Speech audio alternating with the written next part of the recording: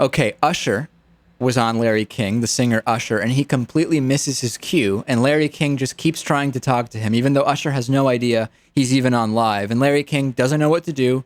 They don't go to a break. He just kind of keeps asking the same question.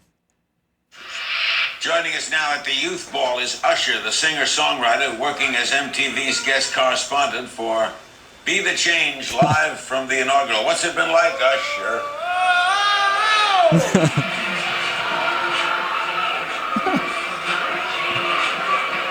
All right. What's it been like? Okay. How you guys doing? You hear me okay? I don't know whether to celebrate or to talk. Huh? Yeah.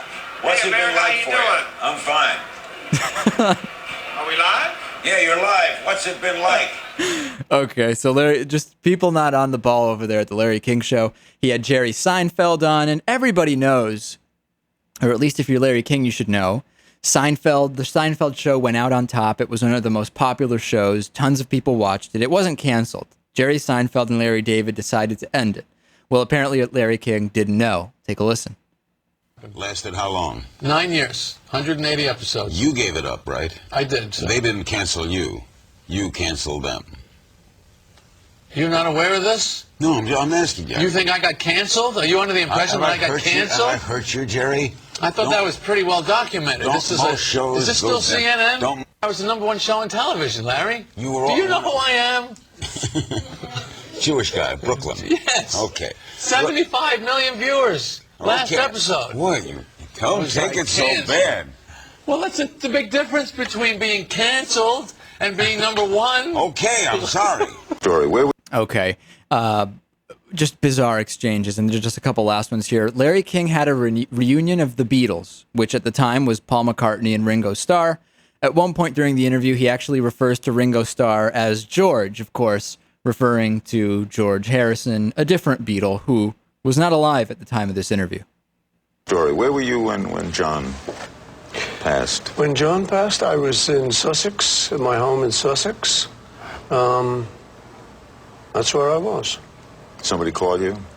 Yeah, my manager at the time called me, and that was just the shock of all shocks, you know. George, where were you?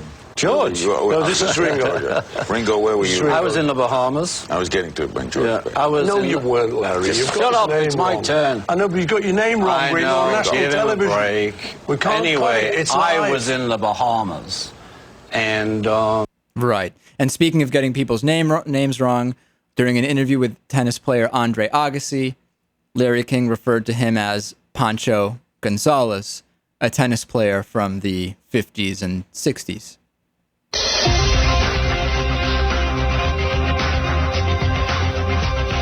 We're back with Pancho Gonzalez. Let's watch this clip of picking up the rackets and that long walk to the locker room for the last time. You got to feel bad for him somewhat, right? I mean, that's an embarrassing mistake. It is. You have to wonder if he cares, though. If he even cares that he's just calling people the wrong names. Right. And then lastly here, this is probably my favorite Larry King moment in recent years. Remember Miss South Carolina, or rather, was it Miss South? No, this is Carrie Prejean. Was she Miss California. Carrie Prejean, who made the, as they were called, unfortunate statements about gay rights and gay marriage. She was on the Larry King Show. Didn't like the questions Larry was asking, even though they were perfectly reasonable. Started to take off her mic. And Larry King just keeps talking, even just to himself. So the agreement discusses the motive behind why each party agreed? Larry, you're being inappropriate. You really are. So I'm not going to talk about... I'm asking a question. I'm not going to talk about anything that was discussed in mediation. It's completely confidential, and it was a confidential settlement. All I'm asking... So, all right. So what you're saying is, in mediation, it was discussed why you were mediating. Larry, it's completely confidential, and you're being inappropriate. Okay. Okay? So all right. Inappropriate King Live continues. Yes. Detroit, hello.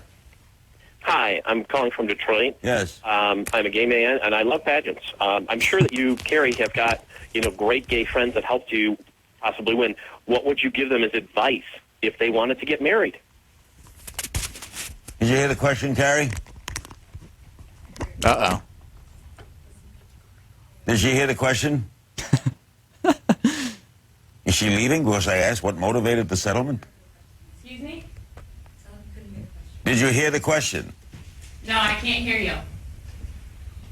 You took the mic off and you put the mic on, we can hear you. Yeah, I think that you are being extremely inappropriate right now, and I'm about to leave your show. So I went to another area. I took a phone call. They asked a question of you. I left that subject.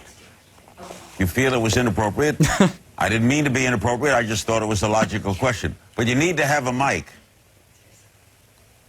Who are you talking to? Where's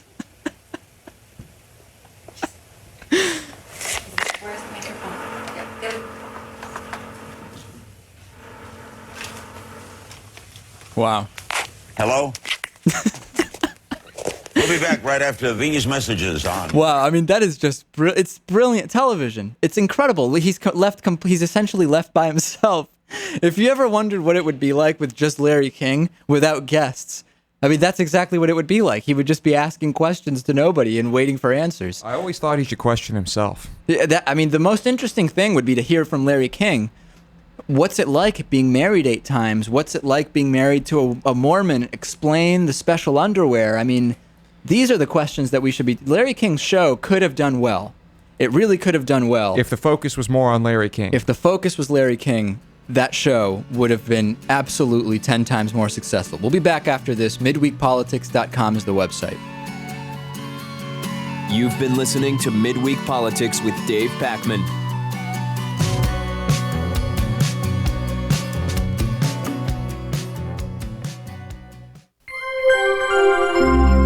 Midweek Politics is made possible in part by CSR Wire, the corporate social responsibility newswire at csrwire.com, by DIF Design, specializing in custom business websites at difdesign.com.